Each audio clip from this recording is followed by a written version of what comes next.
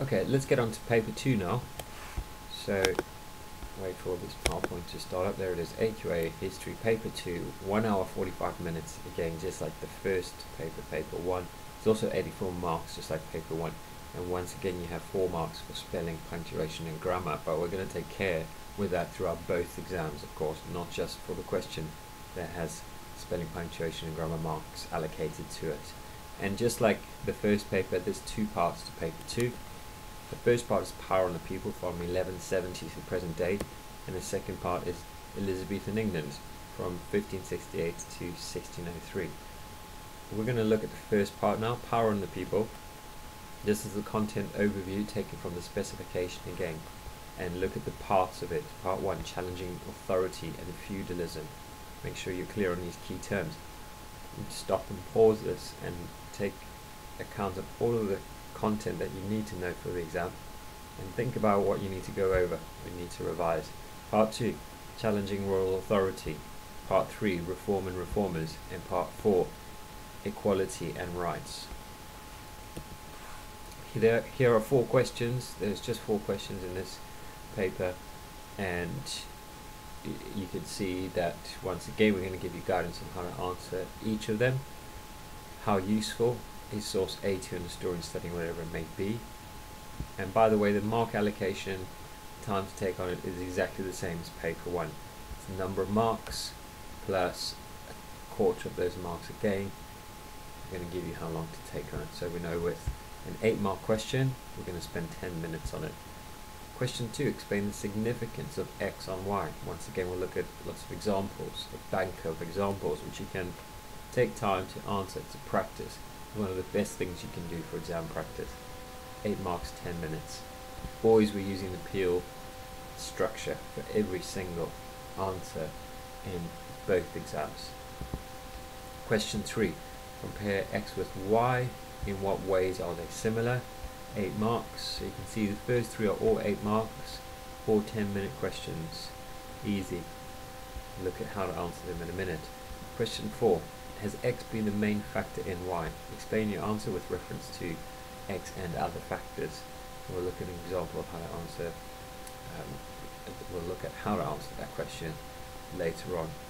But let's start with the first question, which is, how useful is source A to an historian studying whatever it may be? Here are some examples. So first of all, how useful is this source? Over here, source A for an historian studying Magna Carta. Explain your answer using source A and your contextual knowledge. Or how useful is this source? Whatever it might be in the exam, source A, B, C, whatever it is. How useful is this source for an historian studying Magna Carta? Okay, this is how to answer it. We know 8 marks, 10 minutes, 2 Peel paragraphs. Always we're going to do a www.paf on any source that comes up before answering the question. We're going to think about, first of all, what the topic is, in this case Magna Carta, who produced it, and when was it produced, the purpose, audience and format. Sources in your exam might be visual or written, but you should think about and comment on content, what it's showing, context, the time period in which it happened, provenance, which is who created it, and your own knowledge. Strengths and inadequacies or limitations of the source, and make a clear judgment at the end as to how useful. But never say a source is not useful. Even problematic sources are always useful because they can always give us an insight into history. So the golden rule is all sources are useful, although all sources are going to have limitations as well. You can think of it this way: if this was the only source that we had in the world, let's imagine it's 3,000 years from now, and all we have left to find out about Magna Carta is this source here. Well, it's useful, of course it's useful, because there's things that we can work out from it. Like, for example, it must have had something to do with democracy, the development of democracy, and the more kind of equal distribution of power in society. Equally, in 3,000 years time, if this was all we had, we could say that it does have limitations. It's not going to tell us everything about Magna Carta, of course, and we can also comment on those limitations. But to get the top marks, Once again, using basic, simple, developed, complex explanation. To get up to that complex explanation, we want to make inferences. We want to say what it suggests, not just take it at face value. Think about who produced it and what that also suggests. Think about bias. How objective is it? Here are a couple more examples of the same question. How useful is source A for an historian studying, once again, Magna Carta? How useful is this source for an historian studying King John? Again, take your time to look through these sources and see if you can understand them, and then do a www.paf and see the difference that makes to your understanding. Take time to answer them if you think it's going to help you. Some more examples. Okay, at any time, pause this video and have a look at these examples and maybe have a go at them. We've got masses of answers here, or questions at least, banks of questions. Here are two more. And some more.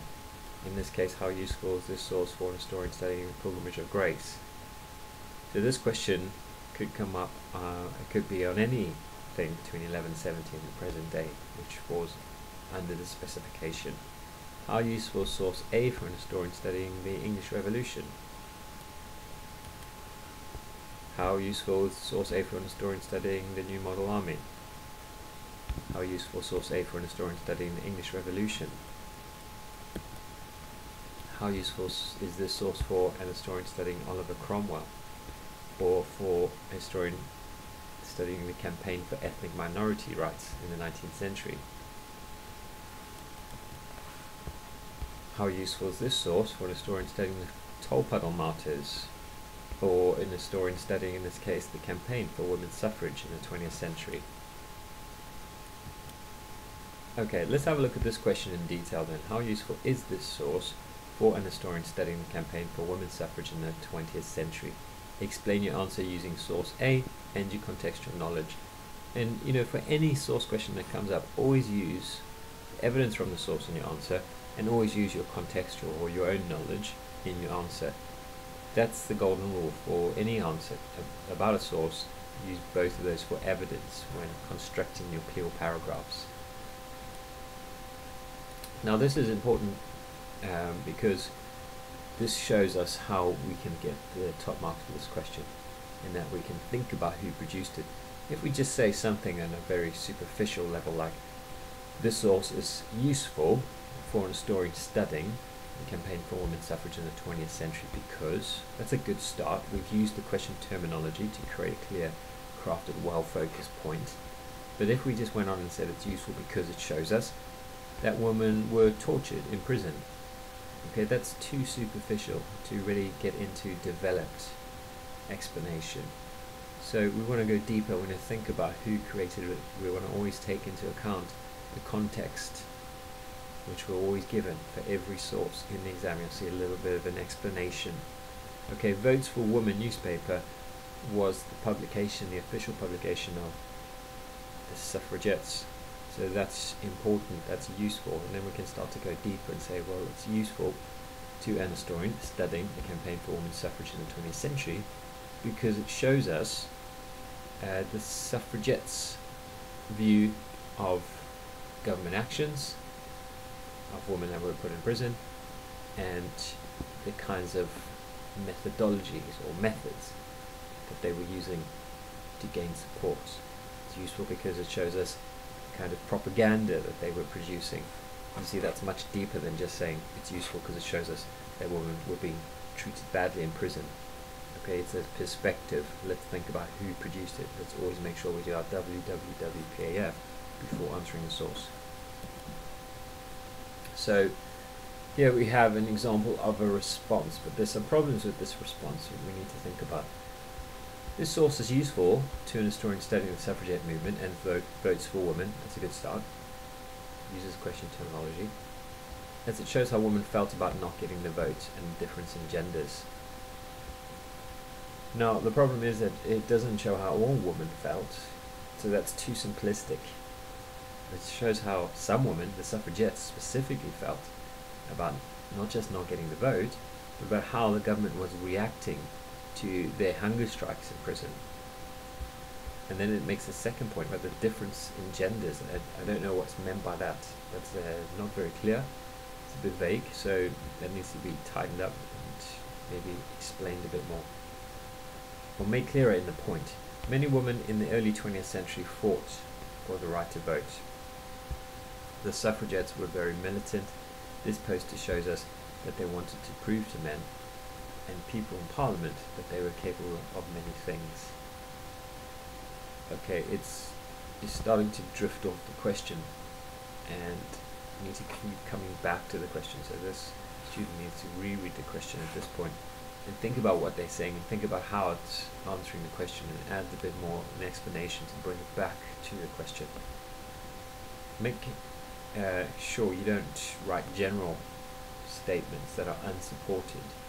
Like, for example, this last sentence says the suffragette movement did eventually win the vote in 1918. But that is not a fact, that's an opinion, because of course you could say there were many reasons for why women did eventually win the vote in 1918. And the suffragette movement might be one of them, but many people would disagree and say it was women's contribution to the war effort, or it was the suffragist movement that helped women to win the vote. So the problem there is it's simple, isn't it? It's a simple statement that's not really thinking about other reasons, and it's also not focused on the question. So keep coming back to the question, keep rereading the question as you're writing it. Question 2, explain the significance of X on Y. Once again, an 8-mark question, so we spend 10 minutes on it in 2 pure paragraphs. It's looking at the importance of an event, a person, a group, or development at the time. It could be short term, and its importance in later periods, so long term. And that's really the way to structure your 2 pure paragraphs here. The first one is going to be about the short term consequences of this event. And the second pure paragraph is going to be about the long term consequences of this event. Equally, your first paragraph could be about short and medium term consequences of the event, and your second pure paragraph could be about long-term consequences. So let's look at a few examples. Explain the significance of Magna Carta for royal authority. So what would we say is the short and medium term in our first pure paragraph? What would we say is the long-term consequence of Magna Carta for royal authority in our second pure paragraph? Lots of examples here. Take your time to pause it and read through these examples. For each one, just think about what you would say is the short to medium term, or what you would say is the long-term consequence of the significance of each of these events. Remember, it's the significance of X on Y, not just the significance of Magna Carta, it's the significance of Magna Carta for royal authority, or the significance of Magna Carta in developing the rights of British people, or the significance of the provisions of Oxford in developing the rights of the British people. Take account of both parts of the question and be very focused in explaining how this event or person, group, in this case the person, Simon de Montfort, was significant in relation to the second part, i.e. the development of democratic governments. So what was the short to medium term, what was the long term consequence? Think about that for each of these questions. Here are some more. Explain the significance of X on Y questions. Once again, pause it and read through each of them. Write, what's a good practice is just to write your topic sentence, your short and medium term point for your first pure paragraph, and your long term point or consequence for your second paragraph. You can just practice that and really thinking about each of these events, the significance of X and Y, and then practicing that key skill of crafting focused points that answer the question. Here are some more. Question 2 examples. Explain the significance of X and Y. Once again, pause it. Think about each one of them and plan what you would say for each one. And that takes us to question 3. Compare X with Y. In what ways are they similar? 8 marks. Once again, 10 minutes. 2 pure paragraphs. Aim to identify and explain 2 to 3 ways in which they are similar or different. Only discuss either the similarities or the differences, what is asked of you in the question. So if it's asking about similar, don't talk about ways in which they're different. If it's asking about differences, don't talk about ways in which they're similar. Once again, we highlight the importance of reading the question really carefully, understanding the question before you start answering it. Let's look at some examples. Compare the American Revolution with the campaign for the People's Charter. So that's just the first part of the question. It'll go on to say, explain your answer with reference to both points, both events in this case. Compare X with Y, in what ways are they similar? Compare the campaign for People's Charter with the campaign for workers' rights in the 19th century. In what ways are they similar? Explain your answer with reference to both. Or compare the campaign for People's Charter with the protests for workers' rights in the 20th century. In what ways are they similar? And again, explain your answer with reference to both. So 2 peel paragraphs aim to identify and explain 2 to 3 ways that they are similar or different depending on what the question is asking. Only discuss, we said, either similar or different, whatever's asked of you in the question. But you must talk about both of them, and of course you must bring in your own knowledge to support the points that you're making. So pause this and read through some of the other examples. Here are some more. Compare X with Y questions. Once again, pause it and think about whether you could answer each of these, whether you need to do some more revision on each of them. Okay, here's an example of what this question would look like in practice, or what this answer would look like. Compare the provisions of Oxford with the Great Reform Act of 1832. In what ways are they similar? Explain your answer with reference to both.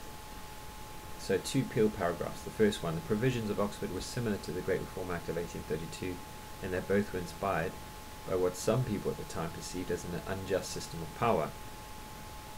Remember, we're looking for developed and complex explanations that bring these two together, that we look at, that examine and explain the similarities.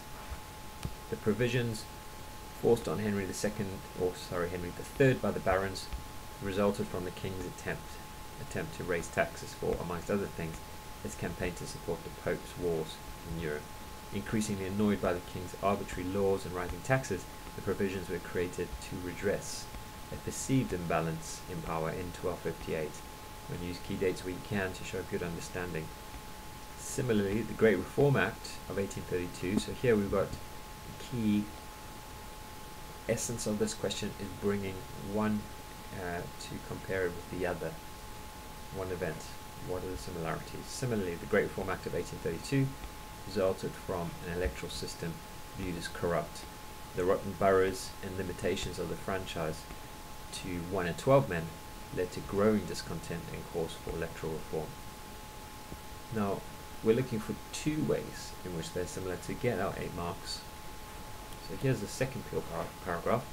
Both events are also similar in that they both led to further events which challenged the status quo with revolutionary ideas. The provision of Oxford did not go far enough for individuals such as Simon de Montfort, and the idea of increasingly limiting the power of the monarch even resulted in the king's kidnapping in May 1264.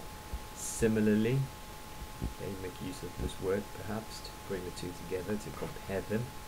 The Great Reform Act of 1832, whilst announced as the absolute limit of change by the government at the time, resulted in more discontent as the reforms did not go far enough for many of the growing middle class at the time.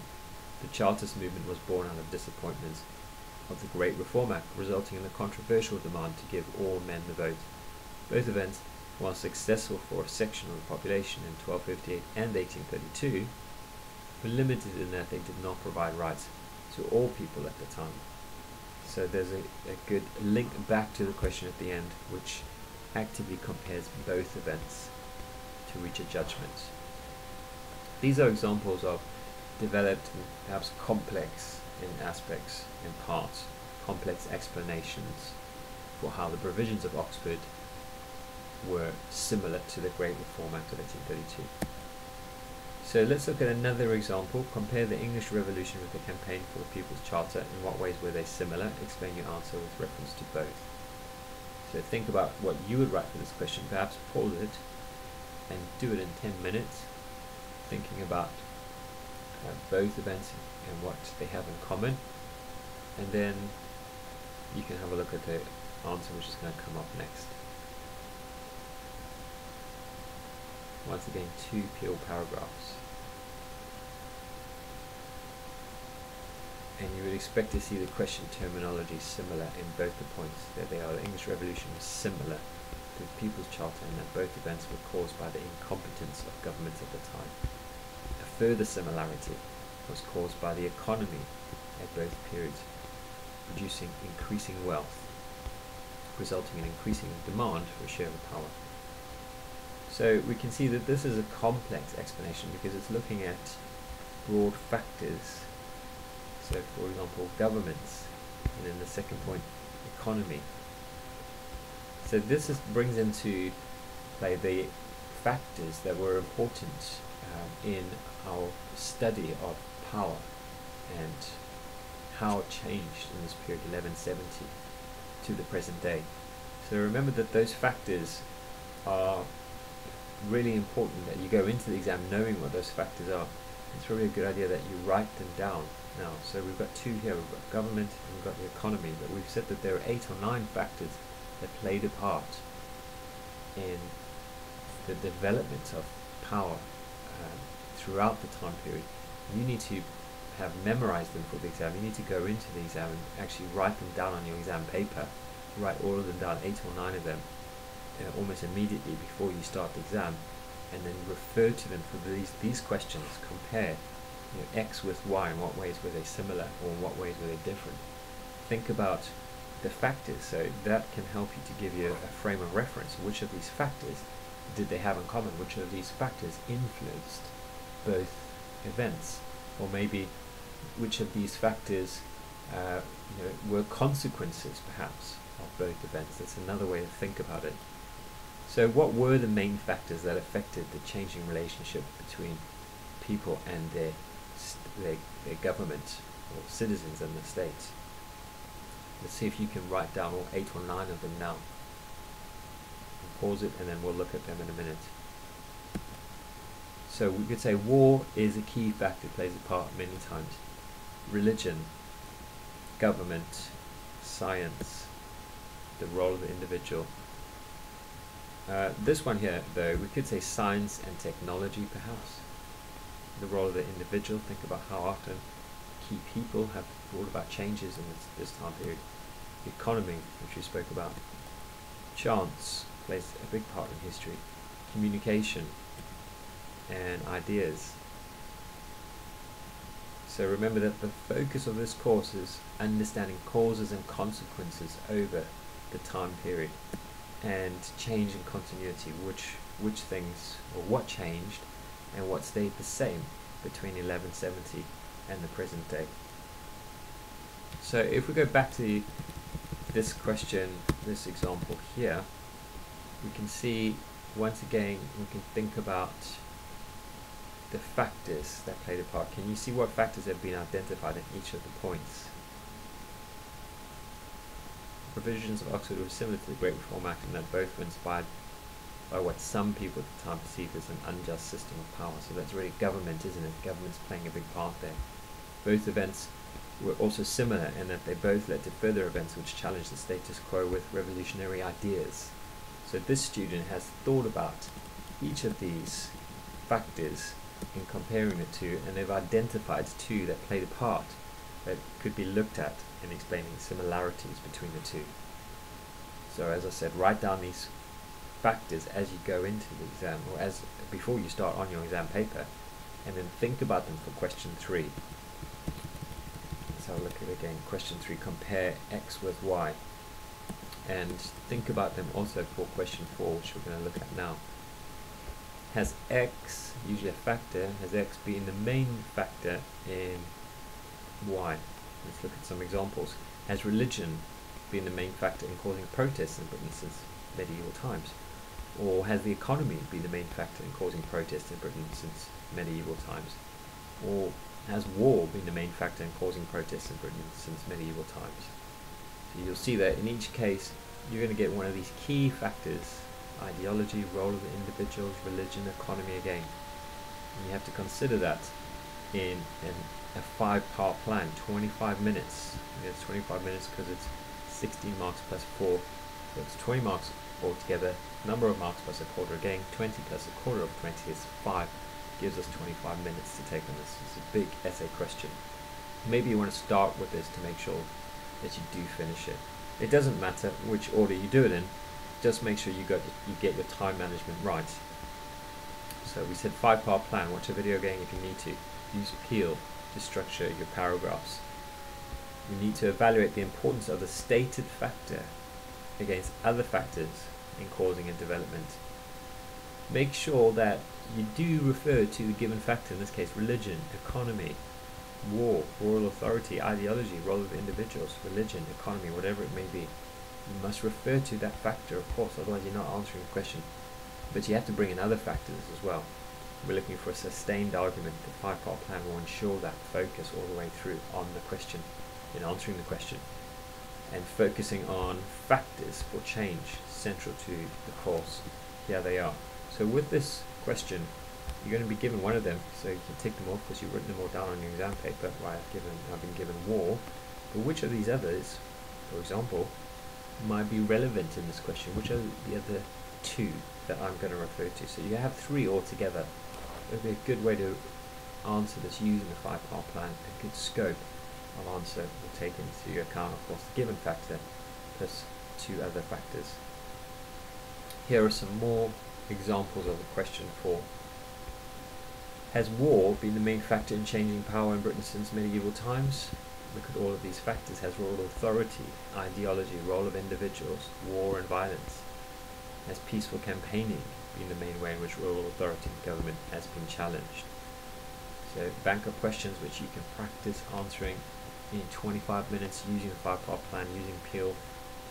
But again, you want a really short introduction. You don't need to write more than a sentence or 2. Just outline the factors that you're going to be discussing using the question terminology. So for example, although war has been the main factor in changing power in Britain since medieval times, X and Y have been equally important or more important factors.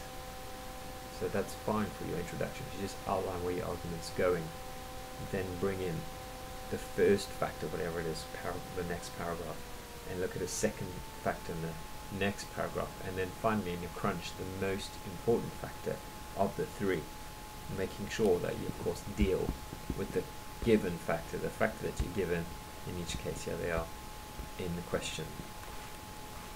Pause this one and have a go at some of these questions if you want to, if you think it's going to help you. Okay, and that takes us on then to the next part, which is Elizabethan England, part 2 of paper 2. You spend an equal amount of time on each of these because they're equally weighted, giving you a total of 84 marks.